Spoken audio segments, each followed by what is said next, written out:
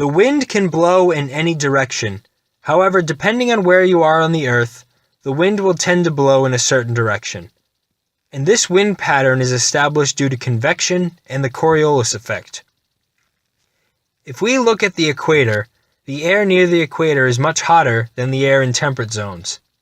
So the equatorial air will rise, and the air near the temperate zones will sink, and a convection current is established, such that at the surface, the air moves from the temperate zones to the equator, and in the upper atmosphere, the air moves from the equator to the temperate zones.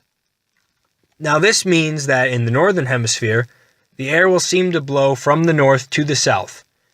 But the Coriolis effect will deflect this air because the Earth is rotating faster at the equator than it is farther north latitudes or farther south latitudes in the southern hemisphere.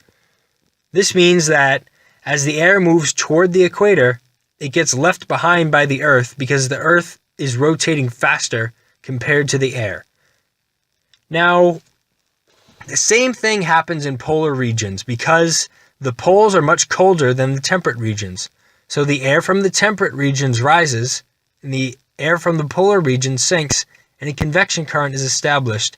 So this wind pattern is very similar to near the equator. However, in temperate zones, while the temperature changes, it doesn't change very much from the southern temperate to the northern temperate. So, a current is established due to the other two convection currents. As you can see here in the northern hemisphere, in the northern temperate regions, the air is rising, and in the southern temperate regions, the air is sinking. So a current is established which blows the air at the surface from the south to the north, or to the poles.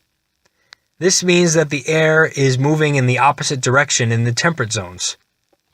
So as you can see, a predictable wind pattern is established.